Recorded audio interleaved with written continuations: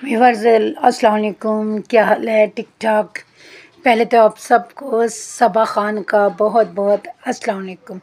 तो व्यूअर्स अभी मैं आपसे बात करूंगी कि दिखाऊंगी कि रात सुबह के 8:45 हो चुके हैं, लाइट का कुछ भी अता पता नहीं है और गर्मी का ये आलम है। ये देखिए मेरी गर्दन, मुझे इतनी ज़बरदस्त रैश हो गया गर्मी की वजह से। ये देखिए मेरी जल्द सारी ऐसे जल के, ये देखिए रैश इतनी ज़बरदस्त हुई है। ये देखिए उतर रही है और मुझे पता है मुझे कितनी तकलीफ़ हो रही है। मुझे यकीन करें ये दुपट्टा कोई कपड़ा नहीं मुझे साथ लग रहा मेरी बॉडी के। कोई ठंडा पीने को पानी तक मैसर नहीं है। तो प्लीज़ दुआ करें अल्लाह ताला हम पे रहम करे। ये सब वो जो लगता तो ऐसे ही, अभी मैं लेटी हुई थी, मेरे कभी भी इतनी ज़बरदस्त रैश नहीं हुई थी। ये देखिए गर्मी पहले भी आती थी लेकिन इस तरह मेरी बॉडी का ये कंडीशन नहीं हुई थी। कुछ ज़ाहिरी बात है आजकल ठंडा पानी पीने को दिल करता है।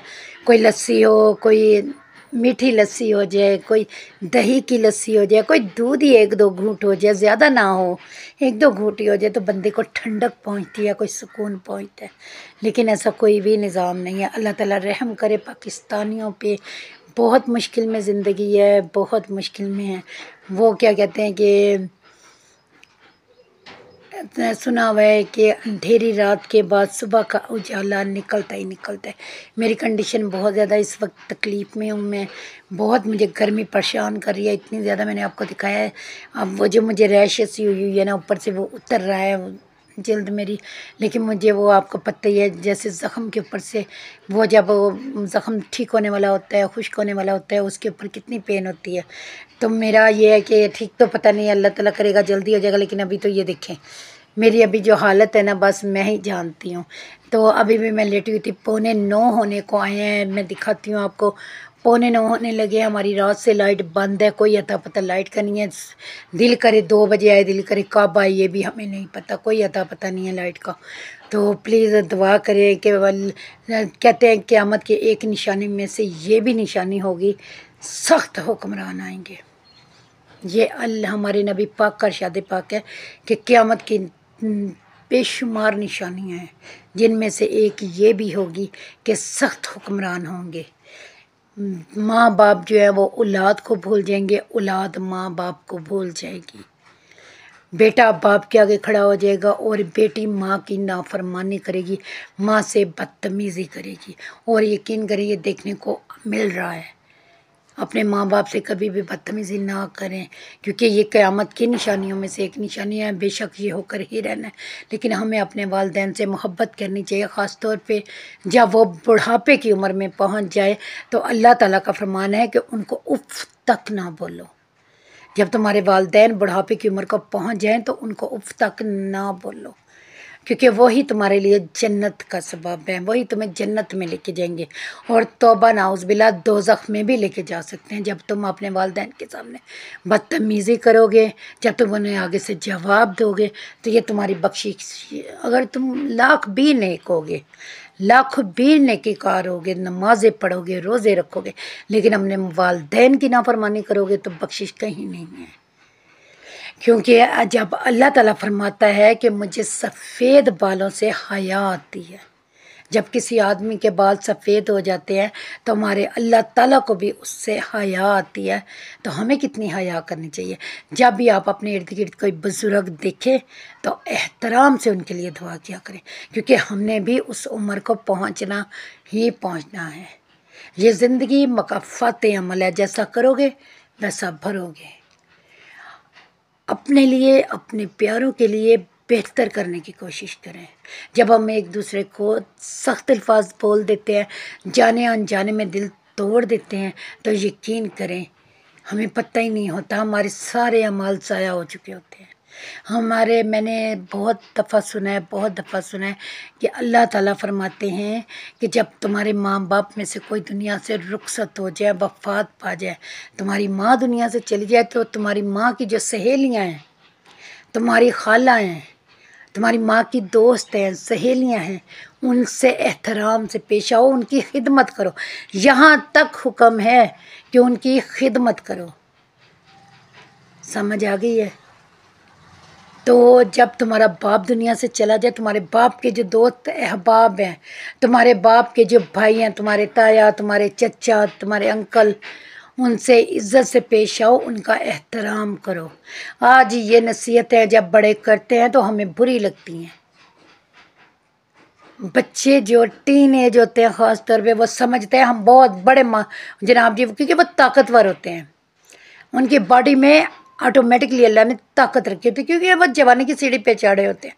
हम उस सीढ़ी से उतर रहे होते हैं, वो चढ़ रहे होते हैं। जब हम सीढ़ी पे कदम रखते हैं, चढ़ते हैं चढ़ते हैं चढ़ते हैं, तो बहुत से हम लोग इर्द गिर्द चीज़ें अडॉप्ट करते हैं। हम लोगों का वो तजर्बा होता है। हम पहली सीढ़ी पे चलते हैं, चढ़ते हैं, कदम रखते हैं, बहुत से लोगों से मुलाकात होती है। कोई अच्छा होता है, कोई बुरा होता है, कोई आपको नुकसान पहुंचाता है, तो आप समझ जाते हैं ये बंदा ख़तरनाक है। हाँ, इसने मुझे धोखा दिया, हाँ मुझसे ये गलती हुई। अब अपने बच्चों को जब वो नसीहत करते हैं, वो समझाते हैं, तो बच्चे आगे से कहते हैं कि हमें सब पता है। ऐसा नहीं है, बच्चे बच्चे ही हैं। अगर बच्चों को सब पता हो तो बच्चे क्यों कहलाएं। आजकल बच्चों के बहुत ज़्यादा किडनैप हो रहे हैं। बच्चे बहुत ज़्यादा रेप का शिकार हो रहे हैं, ज़्यादती का निशाना बन रहे हैं। बच्चों से लोग ज़्यादती करें किस वजह से?